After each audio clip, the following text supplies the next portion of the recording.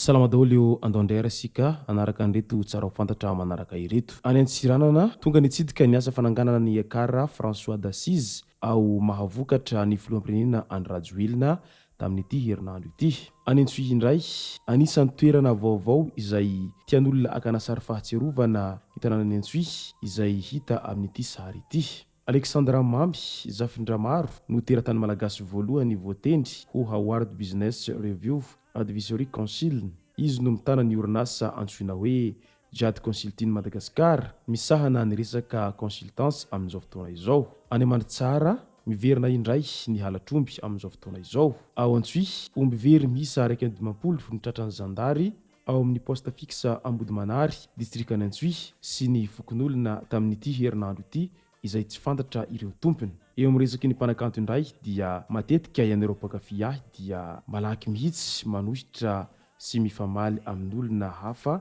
anaty commentaire rehefa misy miteny aho hoe ratsy be fa bota be, hoy Chantal raha naneho ny heviny tao amin'ny pejiny tao. Ireo no fakafakena amintsika ato anatin'ity video ity ka manasantsika rehetra anaraka an'ity video ity hatramin'ny farany. Aza dino ny milike ny video antsika ary tsarovatra trano ny miabone amin'ny chaîne antsika mba ahafahanareo manaraka tsy tapaka ny video zay lefa misesy tomatota gasy toy izao ny fanaovana azy. Tsy ampendrely isika fa avy hatrany tonga dia vavany ndao ary. Anisan'ny tondra tohana amin'ny fanamboarana ity fiangonana ity ny filoha ka tamin'ny zoma 13 Aogositra dia tonga nitsidika tany an-toerana ny tenany izay niaraka tamin'ny premier ministre lehibe ny gouvernement Tantsay Christian, ny filohan'ny antenimieram-pirenena Tokely Justin sy ireo tompon'andraikitra amin'ny faritry Antsiranana iny. Nampahafantariny Monseigneur Benjamin Marc Ramarson izay archevêque ny Antsiranana fa mizotra tsara ny asa izay natao amin'ny fanorenana.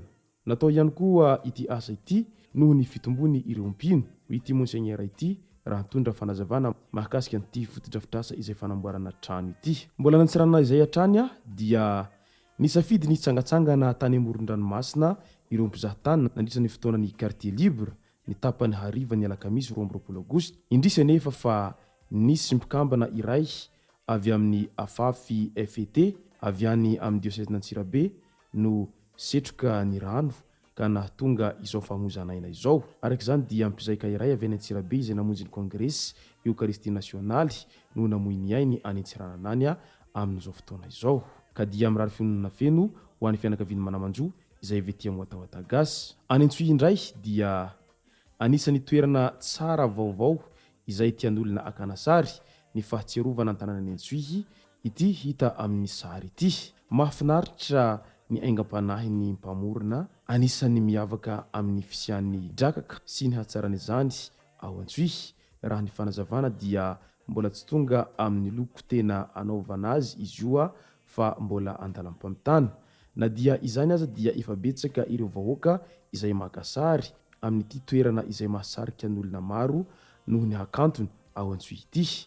Anisany efa nandalo naka sary tao an-toerana moa ny député voafity tao an-toerana Hyacinthe Befentodimana izay fihetsika manome lanja ny tombo-kevitra sady manasongadina fa Antsohihy dia tsara. Anao koa mbola tsy nandalo teo dia mitovy amin'olona mbola tsy tao Antsohihy, hoy ireo izay maneho ny hevitra mahakasika an'ity hakantony sary ao Antsohihy ity. Eo amin'ny resaky ny fandraharahana indray, rehefa avy nitana toerana isan-karazany tao amin'ny orinasa maro dia nanapa-kevitra ny hanohy ny fianarako tamin'ny 2024 izay nandalina manokana momba ny stratégie business sustainable ao amin'ny Harvard Business School any États-Unis. Izy io dia fampianarana antserasera izay manome fahafahana hihona amin'ireo professeur ny Harvard any Boston na États-Unis. Voainganao no voatendry ho amin'ny Harvard Business Review Advisory Council hampompirenena izany satria izaho irery ny sotenan'i Madagasikara izay nahazo tombotsoa amin'izany hoy Alexandra Mamy razafin-dramaro izay teratany malagasy voalohany voatendry amin'izay sehatry fandraharahana ao amin'izay Harvard izay ka dia mirary soa azy ary miarahaba azy amin'izay zava-dehibe izay vitan'izay enganeka itohy hatrany izay ezaka izay efa nataony izay mba ho reherehan'i Madagasikara sy mba ho fitaratra ho an'ireo taranaka mampara sy ireo tanora malagasy izay misehatra amin'izay resaka serasera sy ny tarin'izay. Any Mandritsara indray dia mirongatra indray ny halatromby ao amin'ny distrikan'ny Mandritsara raha ny hita amin'ny tapany avaratra mahazo ny faritra Antsiraka iny sy ny tapany atsimo izay mahazo ambody adabony Maitsokely iny. Raha nangingina izany halatromby izany roa taona lasa zay taoriana samborana any Zamamiza dia niverina mirongatra indray izany amin'izao fotoana izao ka niantso ny mpanao gazety tao an-toerana ny commandant de compagnie de la GN ao Mandritsara chef d'escadron Samatasy Tsirimampisaina Heranjaka ny maraina ny alakamisy 12 aogositra lasa iny. Navoitrany tamin'izany ny fampiharana ny tafy na tanamaro fandriam-pahalemana amin'ny alalan'ny andromasom-bokon'olona izay isaky ny fokotany tsy maintsy apetraka ihany koa ny bokim-bahiny ahafantarana ny olona miditra sy mivoaka ny tanàna ary ny antondiany. Voaretsaka ihany koa ny mahakasika ny fitoriana tokony atao eo anivon'ny zandarmeriam-pirenena ifotony ny fitoriana mba hampahaingana ny raharaha noho ny elanelan-tany.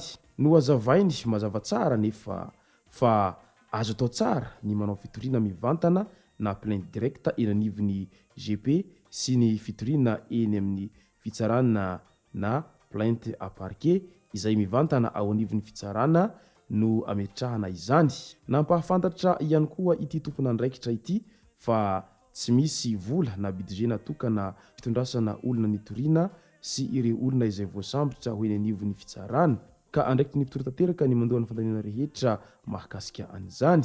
Miantso ny vahoaka rehetra mba hifanometanana amin'izany sy ny zandarmeriam-pirenena mba hahafahana manatanteraka ny tanjona dia ny GP Mafy na zandarmeriam-pirenena miaro ho antoko ny fampandrosoana ifotony. Mbola resaka halatromby izay hatrany dia any Antsohihy omby very misy 120 ny tratran'ny zandarmeria ao amin'ny poste fixe Ambodimanary distrikana Antsohihy sy ny fokon'olona tamin'iny andro omaly iny. Tsy fantatra aloha izay tompona hatreto ho anao izay veromby amin'ny faritra Antsohihy indrindra avy any Ambefandriana Avaratra dia tongava ao amin'ny poste fixe Ambodimanary hitondra taratasy manamarika fa anao ilay omby. Raha mila fanazavana fanampiny dia afaka miantso ny laharana 034 47 071 28 ho an'ireo zay very omby zay.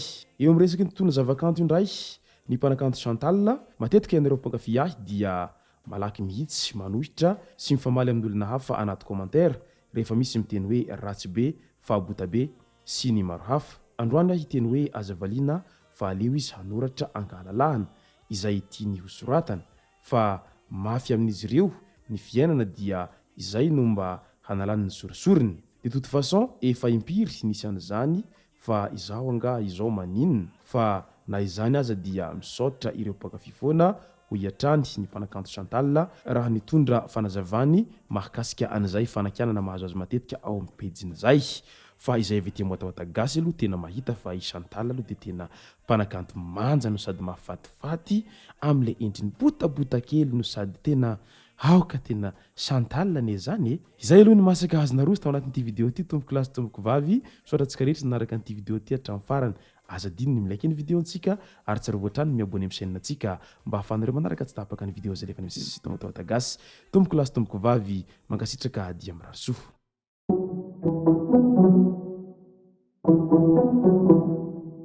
Thank you.